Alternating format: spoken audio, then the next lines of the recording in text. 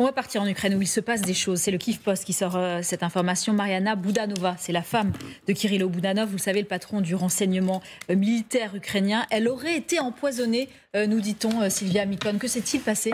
Effectivement, la question se pose et une enquête sur une possible tentative d'assassinat est ouverte. L'épouse du chef du renseignement militaire, Kirilo Boudanov, souffrirait d'une intoxication aux métaux lourds, selon des sources citées par plusieurs médias, dont le Kyiv Independent. Mariana Boudanova est en train d'être soignée. Pas plus de détails sur son état actuellement. On sait simplement qu'elle se sentirait mieux après un premier traitement. Elle a été hospitalisée. Selon les analyses, ces substances ne sont en aucun cas utilisées dans la vie quotidienne et dans les affaires militaires. Leur présence peut indiquer une tentative délibérée d'empoisonnement. Voilà, ça explique une source au sein du renseignement citée par un média. Un poisson qui aurait été consommé avec de la nourriture. Plusieurs collaborateurs, d'ailleurs, du renseignement militaire seraient également en traitement.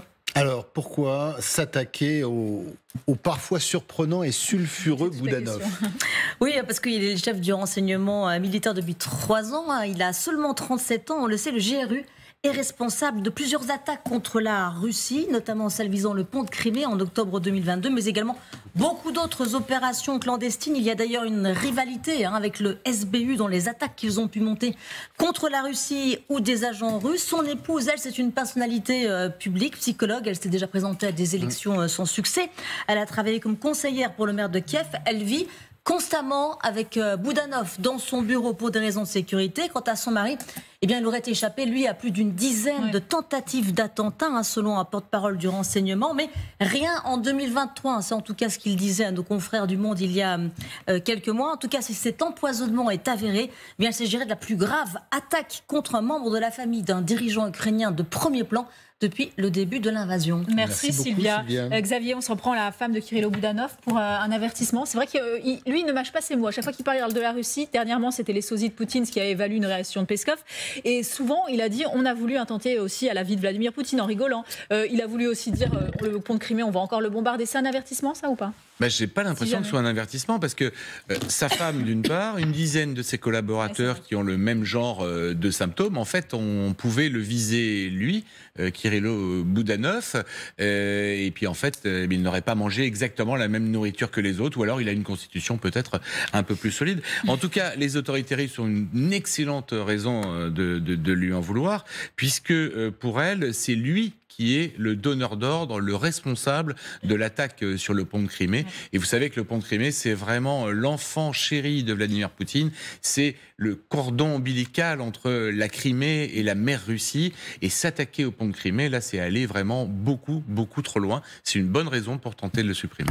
Moi, je m'interroge sur 2 choses quand même. Parce qu'une intoxication aux métaux lourds, c'est un empoisonnement très long. C'est-à-dire que c'est pas une fois. Donc ça veut dire que c'est un processus qui est très, très long.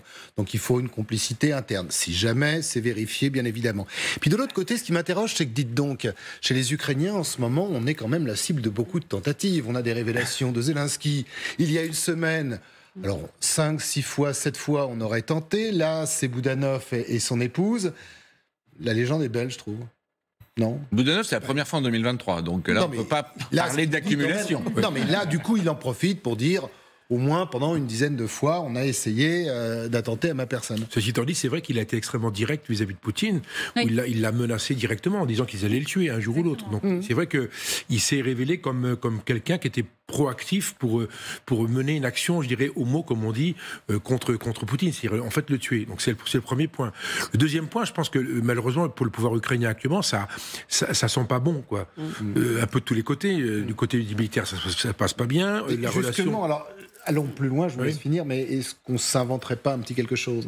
Oui, c'est pas impensable, ça crée un événement, ça crée quelque chose, bien évidemment. C'est impossible de le savoir. Oui, bien évidemment. C'est les métaux lourds, encore une fois, c'est du plomb, le saturnisme, etc. C'est vrai qu'il faut en mettre, dans la salade du plomb avant d'avoir un effet.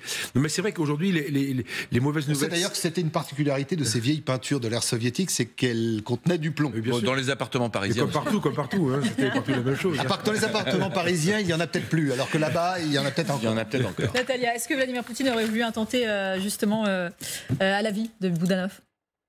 Moi, vous savez, je vais être peut-être très méchante, mais j'ai l'impression qu'il y a de plus en plus, est-ce que c'est voulu ou pas, ça je ne sais rien, mais de plus en plus de casse-play, comme on dit en anglais, ça ressemble de plus en plus de ce qui se passe en Russie. Parce que Boudanov, à mon sens, il s'est préparé pour les élections présidentielles. Il s'est mis plusieurs fois en civil, parce qu'en tant que militaire, il ne peut pas se présenter. Et c'est un concurrent à Zelensky aussi. Je ne dis pas que c'est Zelensky qui a magouillé. Mais il y a un peu, non? Non, je pense que les Russes voulaient changer le gouvernement. Leur but, tout à l'heure vous disiez, on ne comprend pas le but de Poutine. Bien sûr que si. Il veut renverser le pouvoir en Ukraine. Donc, pas forcément continuer la guerre, mais renverser le pouvoir. Depuis 2004, c'est quand même une œuvre de longue haleine. Il veut peut-être mettre son candidat à lui. Donc, il élimine les gens qui peuvent être candidats à la présidentielle, les concurrents de Zelensky. Boudanov, pour moi, c'est sûr que c'en est un.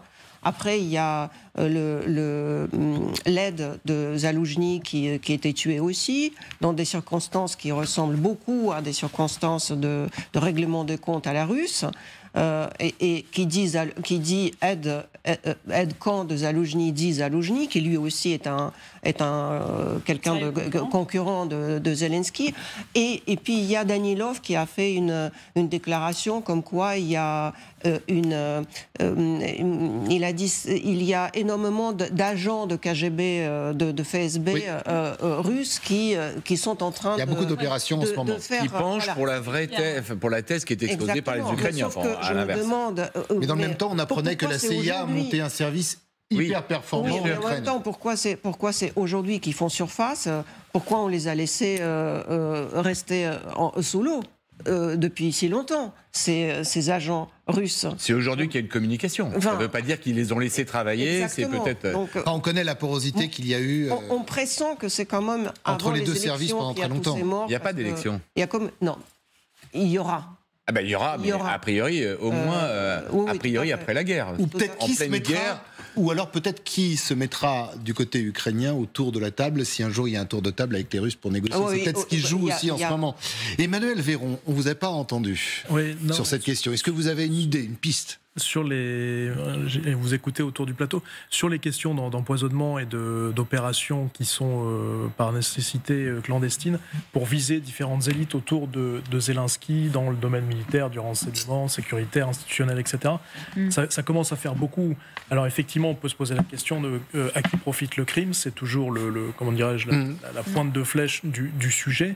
Mais en l'occurrence là, sur des empoisonnements avec des guillemets aux métaux lourds, de toute façon, il y aura des implications cliniques dans l'apparence parce que l'empoisonnement sur ce type de produit donnera une dégradation physique de la personne qui a été empoisonnée. Donc on le verra, on le saura, ça ne pourra pas être dissimulé ou monté de toutes pièces. Donc ça, c'est le premier sujet. Deuxième sujet, c'est que la récurrence de ces différents empoisonnements ou volonté d'élimination de différentes personnalités est concomitante de l'évolution ou des difficultés d'évolution du front, c'est-à-dire des 1200 km de guerre en Ukraine. Et troisième sujet, en toile de fond, c'est une question de recomposition des élites sous la commande de Natalien, mais de manière de gouverner la Russie à Moscou au sortir de l'été. C'est-à-dire que on a parlé à un moment d'une périphérisation, d'une marginalisation de Poutine et d'une remontée en puissance de quelqu'un comme Patrouchev, etc. Il n'est pas exclu que l'ensemble de ces opérations qui puissent être commanditées depuis Moscou en direction de l'Ukraine sont dans une perspective de moyen et long terme, à savoir qu'elles devraient déborder et dépasser les élections en Russie en 2024 et installer dans la durée la guerre en Ukraine, dont les éliminations de potentiels concurrents Zelensky, etc., sont l'un des facteurs, sont l'un des paramètres. On nous avait dit d'ailleurs, je ne sais plus qui sur ce plateau, que le cabinet des poisons, qui se trouve au Kremlin, avait été réactivé au début de cette guerre. Donc voilà. Mais un peu de mercure et ça suffit. Hein. Oui, c'est. Mais il y a une enquête, je suppose. Ça se trouve dans les thermomètres en Russie. Et puis sinon, il y a les peintures qui